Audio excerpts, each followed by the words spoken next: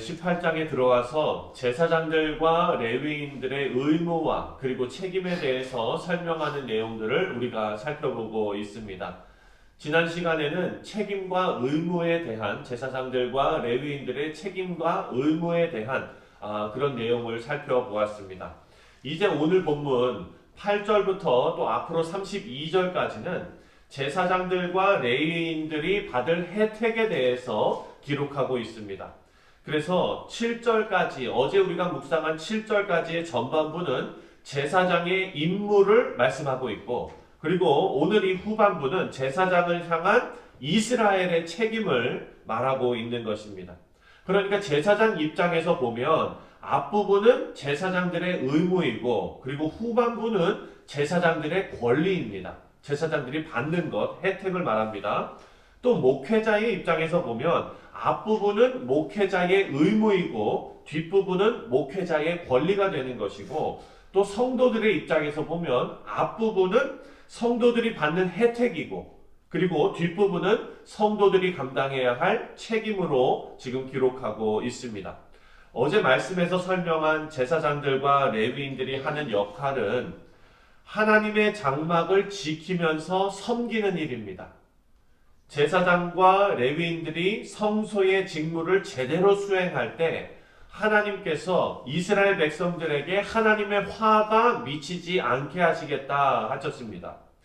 인간에게 있는 죽음으로 몰고 가는 이 죄를 제사장들과 레위인들이 하나님께 제사를 드리면서 그것을 책임지고 있는 것입니다. 오늘 말씀에 나오는 이런 제사장들과 레위인들이 받는 혜택은 이들이 이런 영적 사역에 대해서 이스라엘 백성들이 감당해야 할 지원을 설명하는 것입니다. 그래서 백성들은 감당해야 하는 지원이 있는데 그 첫 번째가 뭐냐? 바로 제사장들에게 돌아가는 제물이고, 두 번째는 우리가 내일 살펴보겠지만 레위인들이 받는 11조로 나눠서 설명하고 있습니다. 오늘 본문 8절부터 20절까지는요. 제사장들에게 돌아가는 제물에 대해서 기록을 하고 있습니다. 여러분 잘 아시는 대로 이스라엘 사회에서 제사장은요, 땅을 기업으로 받지 못합니다. 그래서 농경사회이고 유목사회였던 그 시대에서 제사장들은 가난해질 수밖에 없는 구조입니다. 그래서 이스라엘 법은 이런 제사장들에게 이스라엘 백성들이 제물과 11조를 통해서 이들을 지원해야 한다라고 법으로 정해 놓은 것입니다.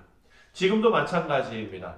교회에서 사역하는 목회자들은 그 목회자들을 성도들이 지원하는 것은 성경적입니다. 다만 성도들이 목회자를 먹여 살리는 것은 아닙니다. 만약에 그렇게 된다면 연약한 인간인 목회자는요, 하나님보다 성도들의 눈치를 보게 될 것입니다. 저도 그런 경험이 있습니다. 정말 잘못 생각하시는 경우가 있는 것 같아요. 목회자들을 어떤 기업의 CEO로 생각하시는 분들이 계시는 것 같습니다. 우리가 돈 주고 고용했으니 이제 여러 가지로 막 이렇게 그런 경험을 저도 했는데, 사실 그건 맞지 않습니다. 왜냐하면 오늘 본문 8절을 보면은 그렇지 않다는 것을 알 수가 있습니다. 제사장의 몫을 제사장들과 가족에게 주는 주체가 8절에 나와 있습니다. 다 같이 8절 말씀을 읽겠습니다. 시작.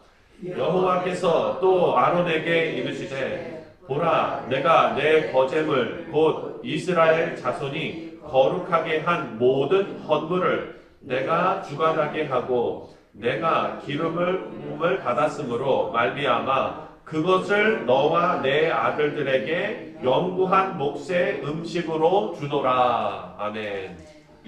여러분, 여기에서 그것을 너와 내 아들에게 영구한 몫의 음식으로 주노라 하고 말씀하신 주체가 누구십니까? 8절 처음에 여호와께서. 그렇습니다. 말씀을 보면 제사장과 그 아들들에게 영구한 몫의 음식을 주시는 주체는 바로 여호와 하나님이십니다. 그래서 이것은 일한 대가로 보수를 주는 것이 아닙니다. 제사장이 일주일에 몇 시간 일을 했고 시급으로 따져서 주는 것이 아니라 제사장이 하나님께로부터 받은 영구한 몫은 선물이라는 것입니다. 제사장이 먹을 음식은 하나님께서 직접 주신다라는 의미이죠. 하나님께서 책임져 주신다. 그렇다면 영적 제사장으로 부름받은 우리 모두는 누가 책임져 주십니까? 하나님 책임져 주시는 거예요. 여러분들께서 직장에서 일하신다면 사장님이 여러분의 먹을 것을 책임져 주시는 것이 아니라 하나님께서 우리의 먹을 것과 우리의 생활을 책임져 주신다는 것을 반드시 믿어야 합니다. 하나님께서 택하신 성도를 책임져 주십니다. 우리가 얼마 전에 묵상한 마태복음 말씀을 보면 마태복음 6장 31절에 보면 그러므로 염려하여 이르기를 무엇을 먹을까 무엇을 마실까 무엇을 입을까 하지 마라. 왜냐? 하나님께서 택하신 우리 모두는 하나님께서 책임져 주시기 때문입니다. 하나님께서 부르신 제사장인 아론의 자손들을 하나님께서 책임지셨습니다. 우리는 우리가 열심히 일한 대가로 스스로 받아서 살면서 하나님께는 내가 벌어온 것으로 그것의 일부를 드린다고 생각을 하는데 그것은 틀린 생각입니다. 우리가 가진 모든 것이 하나님의 은혜로 주어진 것임을 반드시 기억해야 합니다. 내가 지금 뉴욕에 살고 있는 것, 내가 지금 일하는 직장, 내 가족, 내가 신앙생활하는 교회, 사랑하는 친구들, 이 모든 것이 하나님께서 은혜로 우리에게 주신 것임을 믿어지시는 성도님들 되시기를 주님의 이름으로 축원드립니다. 이런 은혜에 참여할 수 있는 성도들은요, 정결한 성도들입니다. 11절부터 13절까지 함께 다시 한번 읽겠습니다. 11절부터 13절 시작. 내게 돌릴 것은 이것이니 곧 이스라엘 자손이 드리는 거제물과 모든 요제물이라. 내가 이것을 너와 내 자녀에게 영구한 몫의 음식으로 주었은즉 내 집에 정결한 자마다 먹을 것이니라. 그들이 여호와께 드리는 첫 소산 곧 제일 좋은 기름과 제일 좋은 포도주와 곡식을 내게 주었은즉 그들이 여호와께 드리는 땅에 처음 익은 모든 열매는 내 것이니 내 집에서 정결한 자마다 먹을 것이라. 아멘. 뭐가 계속 반복됩니까? 내 집에서 정결한 자마다 먹으라 라는 것입니다. 정결한 자마다 하나님께서 주신 은혜의 소산을 먹을 수 있습니다. 오늘을 살아가는 사랑하는 성도님들, 하나님의 은혜와 약속 그리고 하나님의 복에 참여할 수 있는 가장 중요한 조건은 뭐냐? 바로 우리가 정결해야 한다는 것입니다.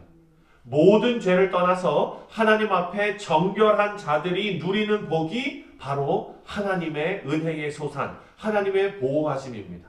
근데 우리는 잘 알고 있죠. 우리의 노력으로는 절대로 정결해질 수가 없습니다. 그래서 이 부분에 하나님께서 다시 등장하시는 것입니다. 바로 예수님을 통해서 우리를 위해 죄를 감당하게 하시고 거기에 그치지 않고 우리를 정결한 하나님의 자녀로 다시 태어나게 하셨습니다. 그래서 여러분들이 세례를 받고 주님을 여러분의 구주로 고백할 때 여러분은 하나님의 은혜를 입을 수밖에 없는 정결한 자녀가 된 것입니다. 이제 우리가 누릴 복은요, 하나님께서 함께 하시며 인도하시며 채워주시는 풍성한 복입니다. 근데 여러분, 이런 복을 물질적인 축복으로만 국한시키시면 안 됩니다. 왜냐하면 하나님의 복은 전인격적인 복이기 때문입니다. 우리 아버지가 되시는 복입니다. 그래서 아버지가 자녀들이 배고프지 않도록 풍성히 먹이십니다. 하지만 자녀들의 건강을 위해서는 쓴 약도 먹이십니다. 하지만 이런 하나님의 보호하심과 인도하심은 궁극적으로 우리의 유익이 되는 것입니다. 우리 사랑하는 성도님들, 영적 제사장의 역할을 두렵고 떨리는 마음으로 잘 감당하시기를 바랍니다. 우리가 고민해야 할 문제는 하나님 앞에 우리가 얼마나 올바른 모습으로 우리에게 맡겨주신 사명을 잘 감당할까입니다. 내가 뭘 먹고 살까가 아닌 것이죠. 그래서 오늘도 하나님 앞에 정결한 자녀로서 화평케 하시는 일에, 하나님이 기뻐하시는 일에 최선을 다하시고 또 하나님께서 우리에게 부어주시는 풍성한 복을 모두가 누리시기를 주님의 이름으로 축원드립니다. 기도하겠습니다.